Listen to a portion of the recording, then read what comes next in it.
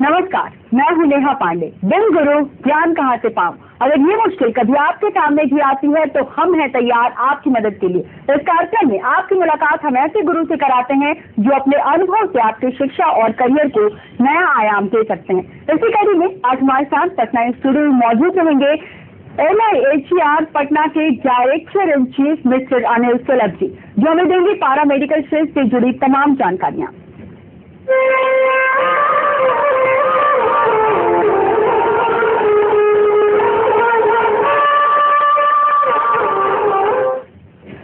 गुरु ज्ञान की कड़ी में हमारा जो टॉपिक है वो है पारामेडिकल से जुड़ी क्षेत्र की जानकारी, जो आपको देंगे पटना स्टूडियो में हमारे डायरेक्टर इन चीफ जो हमारे गेस्ट है वो मौजूद है IIHER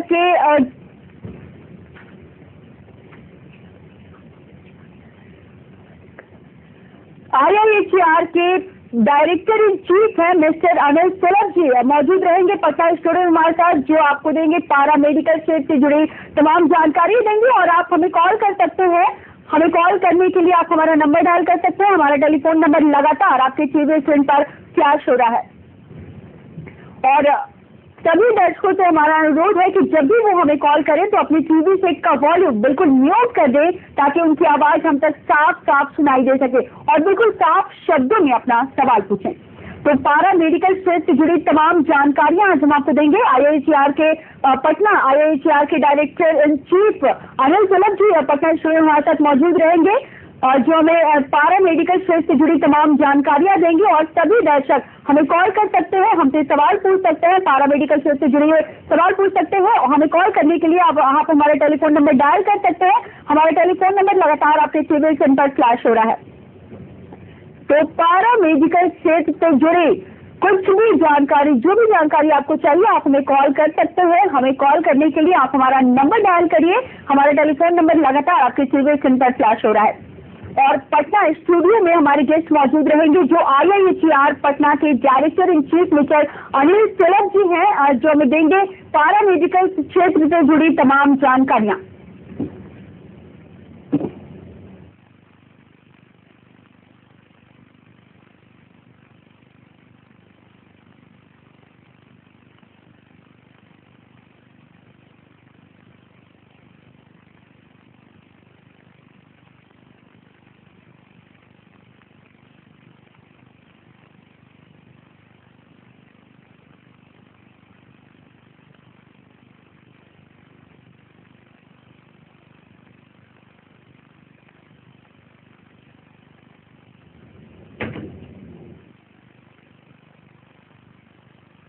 तो हमारा टेलीफोन नंबर लगातार आपके टीवी स्क्रीन पर फ्लैश हो रहा है। आज का जो हमारा टॉपिक है वो है पारा मेडिकल।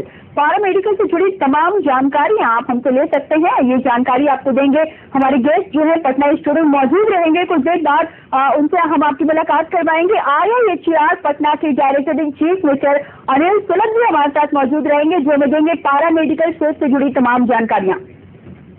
और सभी दर्शकों से हमारा रिक्वेस्ट है कि वो जब भी हमें कॉल करें तो अपने टीवी सेट का वॉल्यूम बिल्कुल म्यूट कर दें, ताकि उनकी आवाज हम तक साफ साफ सुनाई दे सके और बिल्कुल ही साफ शब्दों में अपना सवाल पूछें।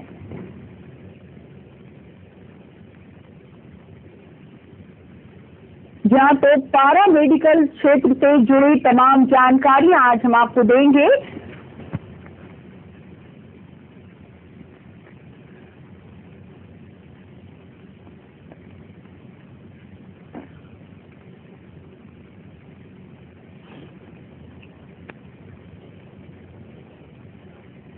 सर अब सुनाई दे रही है?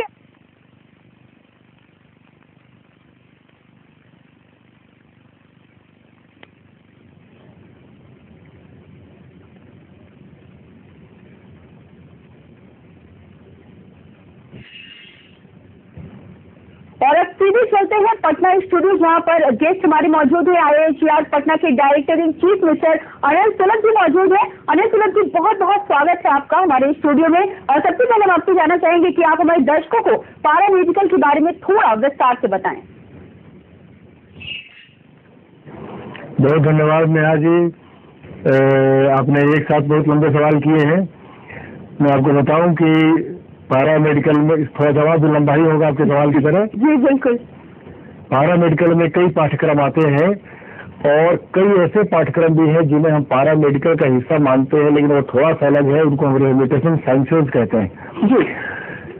जैसे फिजियोथेरापी का कोर्स है, ऑक्यूपेशनल थेरापी का कोर्स है, प्रोस्थेटिक ऑर्थोटिक इंजीनियरिंग का कोर्स है जिसे हम आर्टिफिशियल लिम्ब बनाने की इंजीनियरिंग कहते हैं, audiology and speech language pathology का कोर्स है जिसे आम भाषा में स्पीच थेरापी का कोर्स कहते हैं, और स्पेशल एजुकेशन का कोर्स है। ये सारे कोर्सेज लोग आम फॉर्म में पैरामेडिकल बोलते हैं, लेकिन ये रिहेबिलिटेशन कोर्स हैं। और इसके अलावा मेडिकल लैब टेक्नोलॉजी में, एक्सरे टेक्नोलॉजी में, ओटी टेक्नीशियन में, ड्रेसिंग में, ऑप्थाल्मोलॉजी में, फार्मेसी में, नर्सिंग में, ये सब जो पाठ्यक्रम होते हैं जिसकी लेवल क्या हो, डिप्लोमा डिग्री या मास्टर डिग्री की, ये सारे पाठ्यक्रम आते हैं पैरामेडिकल में कह सकती हैं।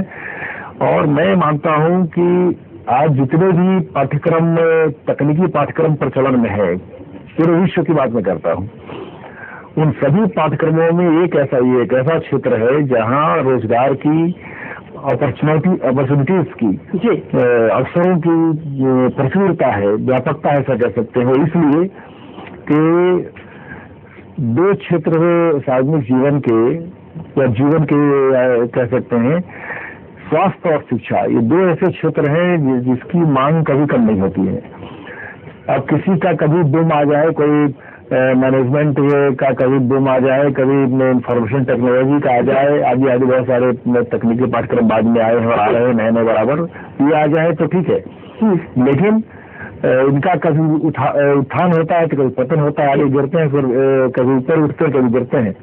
लेकिन ये जो पैरामेडिकल का क्षेत्र है, मेडिकल साइंस का क्षेत्र है, रिहेबिलिटेशन का क्षेत्र है, क्योंकि सीधे ये पीड़ित मानवता से जुड़े हुए हैं, स्वास्थ्य सेवाओं से जुड़े हुए हैं, इसलिए इनकी मांग हमेशा बनी रहती है। और मुझे लगता है कि जिस तरह से पूरे वैश्विक स्तर पर बिहार प्रदेश, झारखंड प्रदेश या मैं कहूँ कि देश के दूसरे हिस्से के क्षेत्र हो, वहाँ भले हर जगह कमी दिखाई पड़ती है, लेकिन पूरे विश्व के स्तर पर इस क्षेत्र में कमी दिखाई पड़ती है। इसलिए मैं समझता हूँ कि अपॉर्चुनिटी की दिशा में, अपॉर्चुनिटी के लिहाज से, अवसर के लिहाज से ये क्षेत्र बहुत ही व्यापक है और नौजवानों को इस क्षेत्र में आना चाहिए। अनिल जी, इस वक्त एक कॉलर हमारे जुड़ चुके अर्षित कहिए, क्या सवाल है आपका? हेलो जी बताइए, क्या सवाल है? हाँ, मैं 10th क्लास का स्टूडेंट हूँ। मैं जानना चाहता हूँ कि पैरामेडिकल में क्या बेनिफिट है इस क्षेत्र में जाने में, जाने में। नेहा जी, मैं इनकी आवाज ठीक से सुन नहीं सका, अगर आप सुन पाए हो तो मुझे बताइए क्या उन्होंने पूछा। अर्षित, आप अपना सवाल एक बार फिर से दे रहे हैं?